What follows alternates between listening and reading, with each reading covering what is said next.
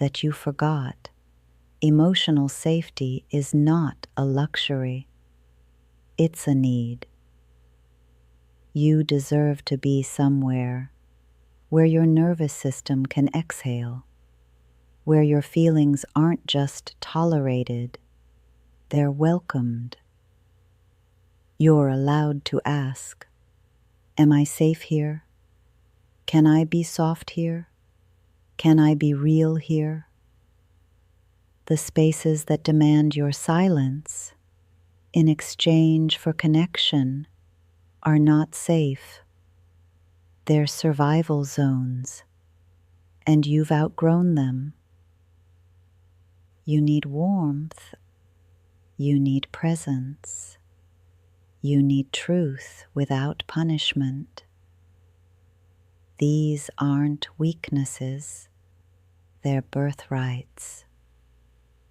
So if a place, person, or pattern doesn't honor your wholeness, you're allowed to walk away.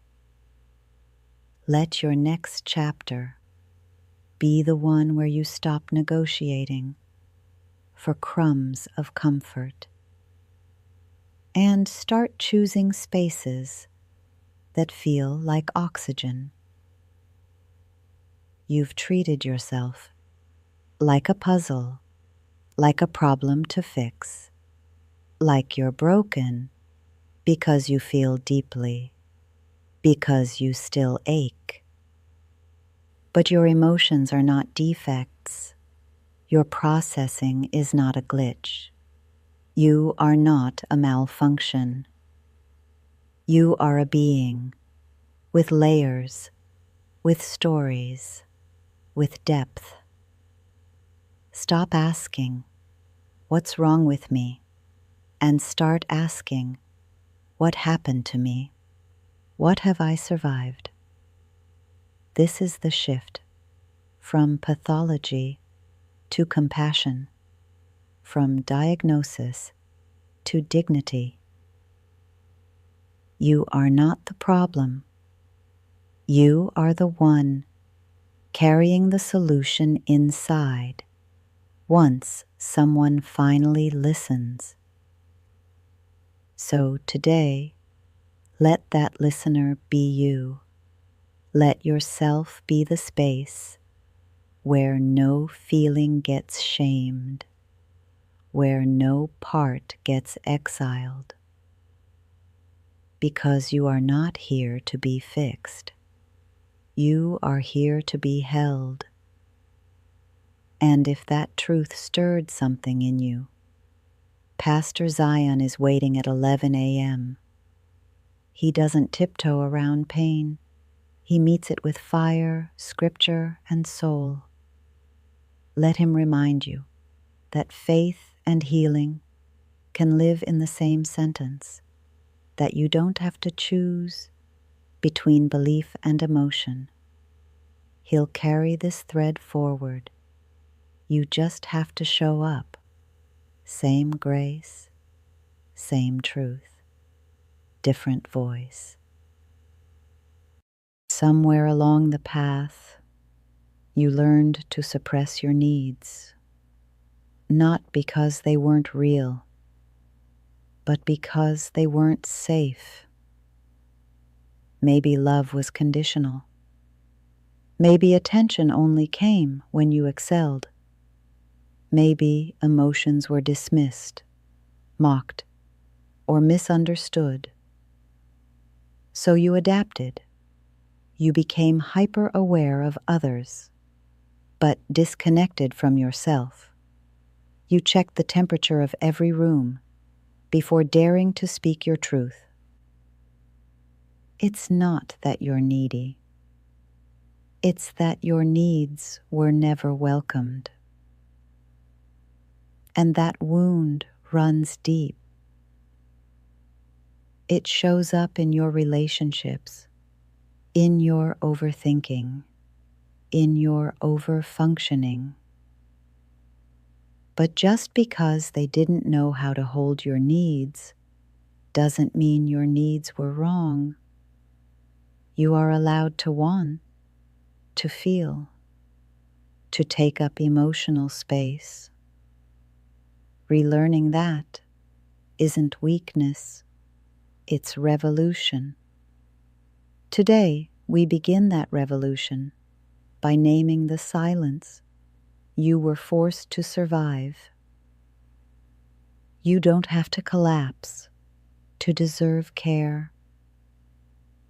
You don't have to prove you're struggling enough before you ask for support. That belief that your pain must be dramatic to be valid was a lie handed to you by a world obsessed with productivity and performance. You're allowed to be tender. You're allowed to ask for help before you're in pieces. Support isn't a last resort. It's part of what keeps you whole. Let go of the pride that says you must do it all alone. Let go of the fear that someone will think you're weak. There is strength in interdependence. There is wisdom in asking before you break.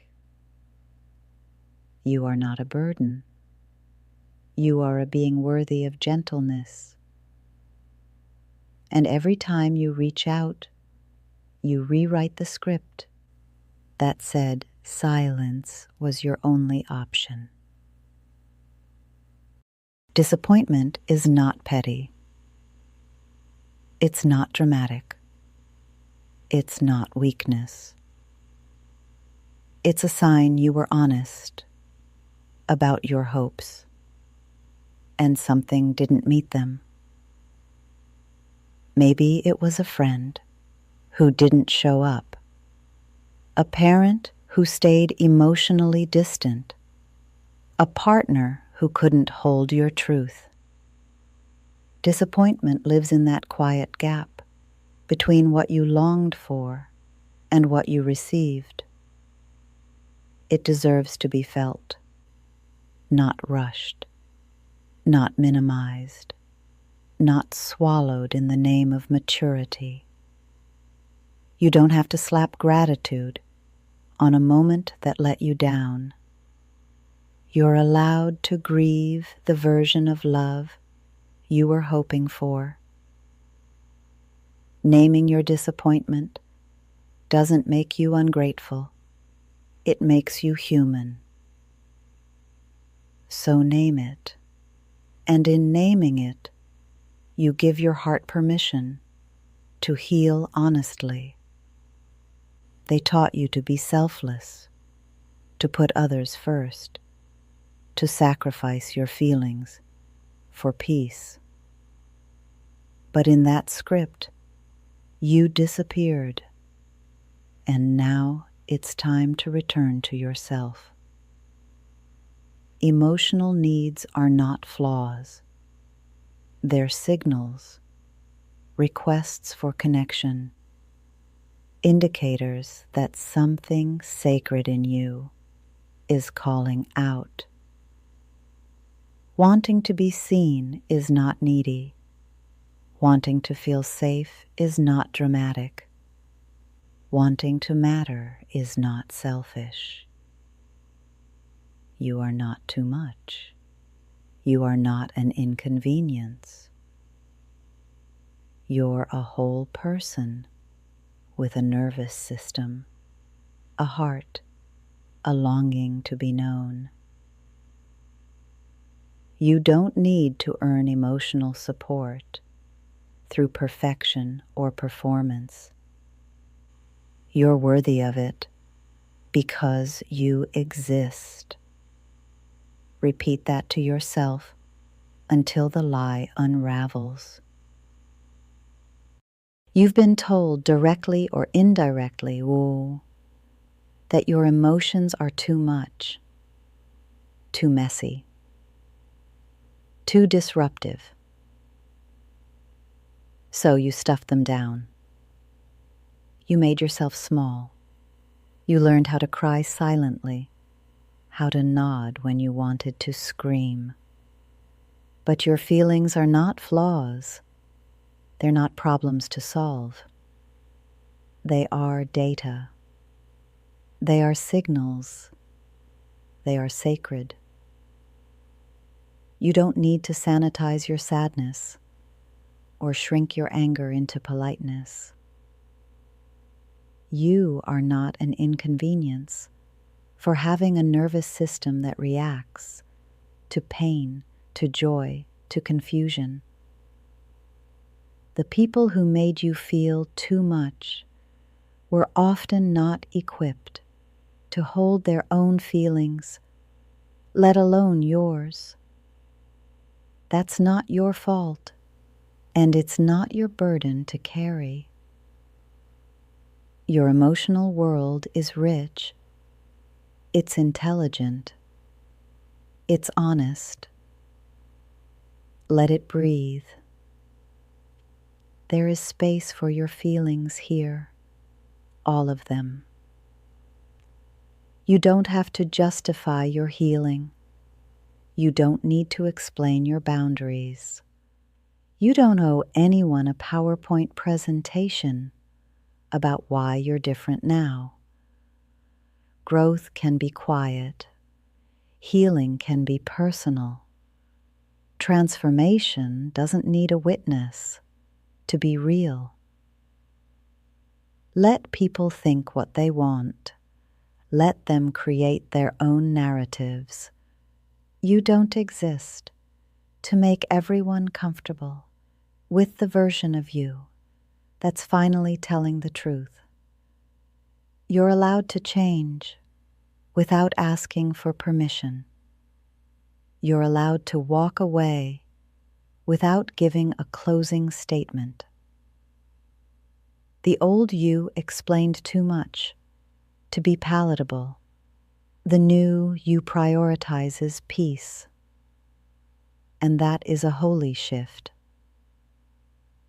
So the next time someone asks you to over-explain your self-respect, simply say, "I'm protecting my peace," and let that be enough. You stopped crying. You stopped reacting. You started saying, "It doesn't bother me anymore." But numb isn't the same as healed. It's just quieter pain. Pain that went underground. Pain that hasn't had the safety to speak. If your chest feels hollow instead of light, if your peace feels cold instead of calming, that might not be healing. That might be shut down. You deserve better than survival mode. You deserve a nervous system that's not constantly bracing for impact. Healing doesn't just mean not crying. It means feeling safe to feel. It means joy can live in your body without guilt. It means you can laugh again without waiting for the crash. So don't stop at numb. That's not your final destination. You're allowed to feel again, fully, freely, without fear. They told you to be grateful, to settle, to accept that this barely functioning life was good enough. But you were not born for burnout. You were not created to just get through it. You're allowed to want joy, not just relief, love, not just tolerance, peace, not just distraction. Asking for more isn't entitlement. It's alignment. It's you realizing that survival is the floor, not the ceiling.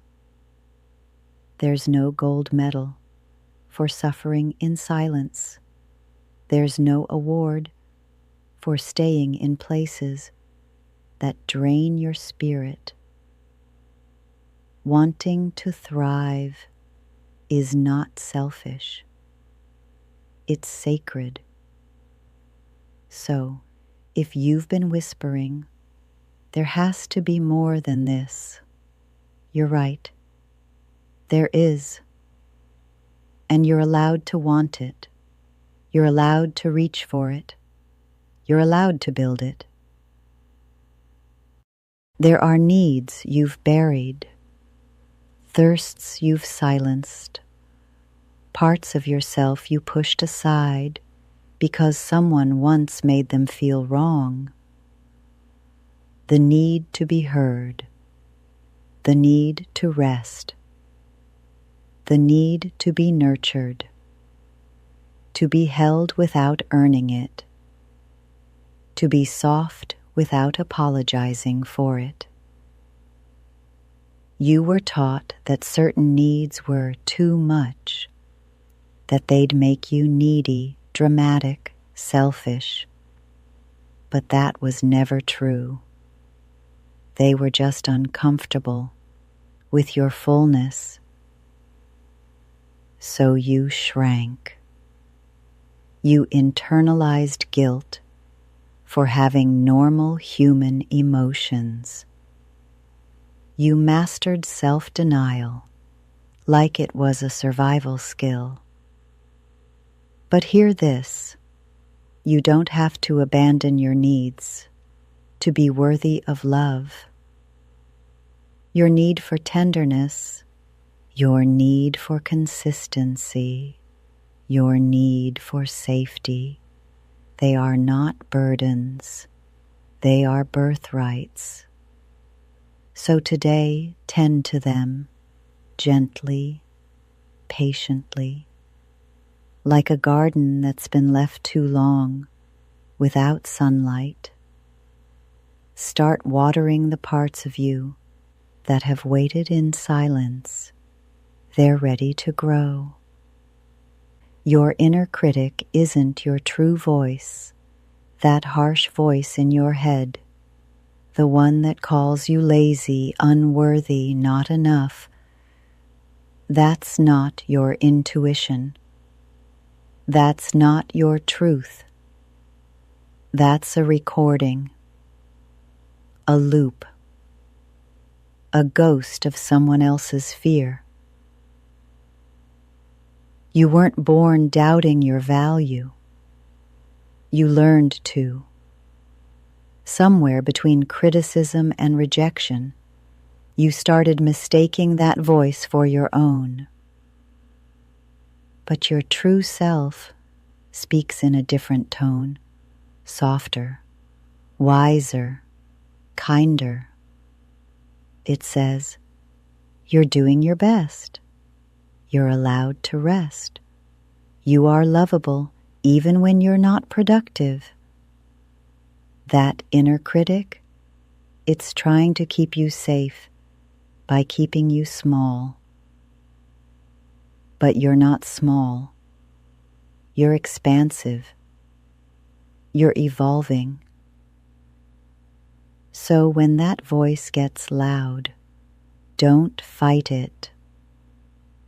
Just pause, breathe, and ask, who taught me this? Then return to the truth. And the truth is, you are already enough, as you are. If they make you feel guilty, for needing reassurance, for wanting clarity, for asking for time or space or truth, that's not love. That's manipulation. Your needs are not flaws. They are clues, indicators of your emotional reality. And in the right relationships, you won't be punished for expressing them. You won't be labeled dramatic for naming what's hurting. You won't be ghosted for asking for depth. The right people will say, thank you for telling me. not "you're too much." You've been taught to shrink, to second guess, to delay your truth for someone else's comfort. But now you're rewriting that script. You're reclaiming your emotional needs as sacred, valid, and worth honoring. Anyone who requires your silence to love you doesn't truly love you. So let your needs rise. Let them be heard. And trust the ones who stay are the ones who can hold all of you. They think because you're kind, you'll bend. Because you're patient, you'll stay past your breaking point. Because you love deeply, you'll tolerate anything. But there's a difference between love and self-abandonment, between understanding and over-functioning. You can be soft and still say no. You can be compassionate and still walk away. You can be gentle and still have unshakable standards. Being a good person doesn't mean being a doormat. Your softness is a gift, but it is not a pass for people to treat you poorly. So say it out loud. My boundaries are not up for debate. My time is valuable. My love is precious. The right ones won't ask you to trade your self-respect for their convenience. They'll meet you with honor. And if they don't, you already know what to do. You've learned to survive on scraps, emotionally, energetically, relationally. You've mastered the art of making do with the bare minimum, and you've convinced yourself, maybe this is all there is. Maybe this is what love looks like. But it's not. And deep down, you know that.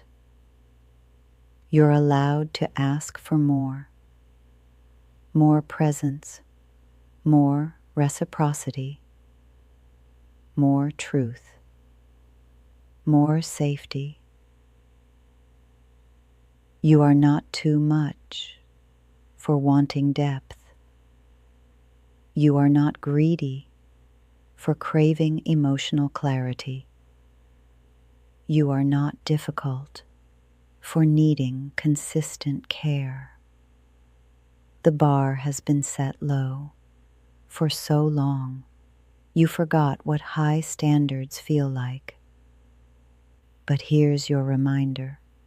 You were never meant to beg for the bare minimum. You are worthy of abundance, in love, in attention, in support. So let this be the moment you stop making excuses for people who can't meet you. You are not asking for too much. You're asking the wrong people. They told you your feelings were excessive. Your empathy made you fragile. Your tears made you unstable. So you learned to hide it, to toughen up, to numb down. But let me offer another truth. Your sensitivity is sacred. It's not a flaw. It's your gift. You notice what others miss.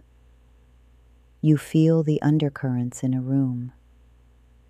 You anticipate pain before it speaks. That's not weakness. That's wisdom. In a world that rushes, you pause. In a world that ignores, you sense. In a world that numbs, you feel.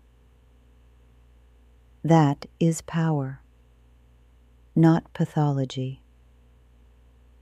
So stop apologizing for your softness. It's not your job to desensitize. It's your job to protect the beauty of your emotional depth. Sensitivity isn't the opposite of strength. It's the proof of it. And the right people will never use it against you. You've been so conditioned to prioritize everyone else's comfort that you abandoned your own truth. You said yes when your soul said no. You smiled when your spirit cracked. You silenced your ache because someone else needed you quiet. But what happens to the parts of you that never get voiced? What happens to the needs you constantly override? They don't disappear. They turn inward, into resentment, into burnout, into disconnection from self. That's the cost of emotional self-abandonment. But you don't have to live like that anymore. Today, you get to reclaim your emotional center. You get to pause and ask, what do I feel? What do I need? What boundary have I ignored? You get to listen to the parts of you that whisper, the ones that never got airtime. You are not too much. You are not selfish. You are not broken. You are coming home to yourself, and that home is sacred. Never silence it again. Some days you'll feel light, clear, strong. Other days the weight returns without warning. That doesn't mean you're failing. It means you're human. Healing doesn't happen in straight lines. It spirals. It loops. It revisits. You might think, I already healed this. But suddenly the wound is raw again. That's not regression. It's deepening. It's your system showing you another layer ready for love. You're not starting over. You're moving forward with more awareness this time. So offer yourself grace on the hard days. Celebrate the gentle days and trust. Both are valid. Both are progress. You are not broken. You are breaking open. And everything opening is an invitation to meet yourself with compassion. Somewhere along the way, you internalized the lie that you're too complicated to love, too emotional, too intense, too much. But what if that wasn't truth, just poor translation? What if your depth was simply foreign to those who only swim in shallow waters? You've been misunderstood, not unlovable, misread, not broken. Your complexity isn't a curse. It's a symphony of insight, intuition, and soul. You ask the questions that matter. You feel the things others ignore. You seek connection, not performance. That doesn't make you difficult. It makes you discerning. The right people will recognize your rhythm. They'll lean in, not away. They won't ask you to shrink. They'll expand to meet you. So stop twisting yourself into shapes to fit where you were never meant to be. You are not hard to love. You just haven't been fully seen. Your mind might forget, but your body never does. The tension in your shoulders, the clench in your jaw, the flutter in your stomach. These aren't random. They're messages, echoes of experiences your nervous system survived.